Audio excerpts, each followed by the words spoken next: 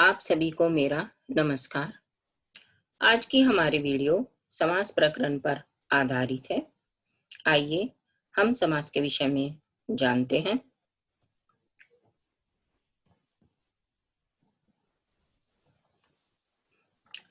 Screen पर हमें 3 चित्र दिखाई दे रहे हैं। पहला चित्र है श्री कृष्ण जी का, जिस पर इन्होंने गोवर्धन पर्वत को अपनी उंगली पर धारण किया हुआ है। तो हम इनको ऐसे भी बोल सकते हैं कि गिरि को धारण करने वाला है जो श्री कृष्ण। और दूसरा चित्र है कि दही में डूबा हुआ एक बड़े का चित्र है। तीसरा वन में निवास करने वाले एक व्यक्ति का चित्र है, जिसके लिए लिखा है वन का वासी। इन तीनों चित्रों को यदि हम एक शब्द में बोलना चाहें, एक एक शब्द में इनको बोलना चाहें, तो हम इस प्रकार बोलेंगे। गिरि को धारण करने वाला है जो, इसके लिए हम गिरिधर शब्द का प्रयोग कर सकते हैं। दही में डूबा हुआ बड़ा, इसके लिए हम दही बड़ा का प्रयोग कर सकते हैं। और वन का वासी, इसके लिए हम एक शब्द वनवासी का प्रयोग कर सकते हैं। इस प्रकार हमने यहाँ पर संक्षेप कर दिया है। यह जो संक्षेप करने की प्रक्रिया है, अर्थात कई पदों को मिलाकर जब एक पद बना दिया जाता है, उसको कहते हैं समास। इसको हम इस प्रकार से समझ सकते हैं कि परस्पर संबंध रखने वाले दो या दो से अधिक पदों का मेल ही समास कहलाता है। समास का अर्थ है संक्षिप्त करना। जैसा कि आपने पीछे देखा, हमने संक्षेप कर दिया। संक्षिप्त करना अर्थात परस्पर संबंध रखने वाले शब्दों के मेल से नए शब्द बनाने की क्रिया समास कहलाती है। यहाँ पर ये ध्यान दीजिए, परस्पर संबंध रखने वाले शब्द होने चाहिए। ये नहीं कि कहीं से कोई भी शब्द ले लिए और उनको हम संक्षेप कर दें, ऐसा नहीं होता। मतलब कोई वाक्य में उनमें आपस में संबंध होना चाहिए। इसलिए जो परस्पर संबंध रखने वाले शब्द हैं, उनके मेल से जो नए शब्द बनाए जाते हैं, उस नए शब्द बनाने की क्रिया को समास कहते हैं। इस विधि से संक्षिप्त किए गए शब्द समस्त पद कहलाते हैं।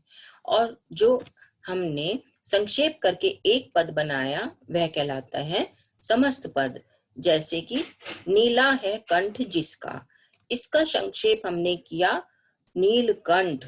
तो यह जो नीलकंठ शब्द बना है, यह समस्त पद कहलाएगा।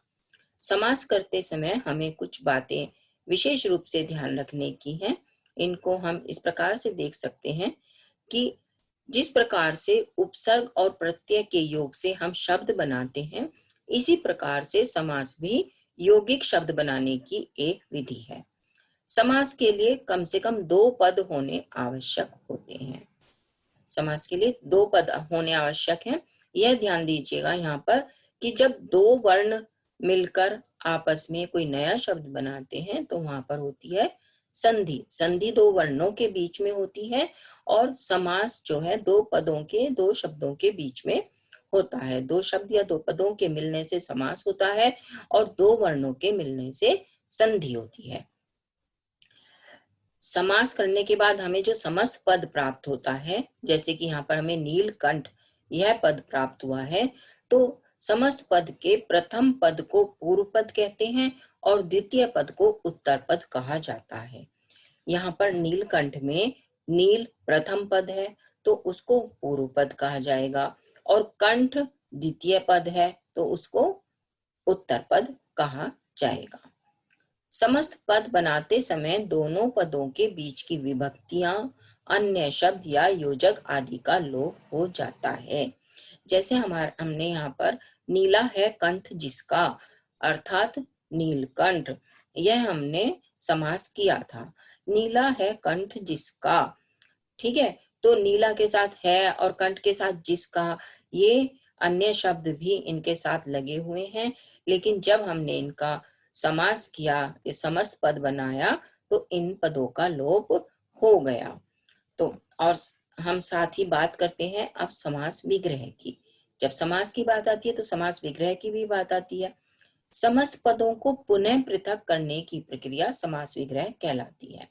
हमने समास बना लिया, अब समास को अगर हम फिर से पृथक पृथक करने लगे, समस्त पदों को फिर से पृथक करने लगे, तो इस पृथक करने की प्रक्रिया को समास विग्रह कहा जाता है। जैसे यहाँ पर हमारा सामासिक पद है त्रिलोक और हम कहें कि इसका समास विग्रह कीजिए, तो त्रिलोक का विग्रह होगा 3 लोकों का समूह। चौराहा 4 राहों का समूह, यह इसका विग्रह होगा। शताब्दी का विग्रह होगा 100 वर्षों का समूह। तो इस प्रकार से हमें समास और समास विग्रह को समझकर चलना है।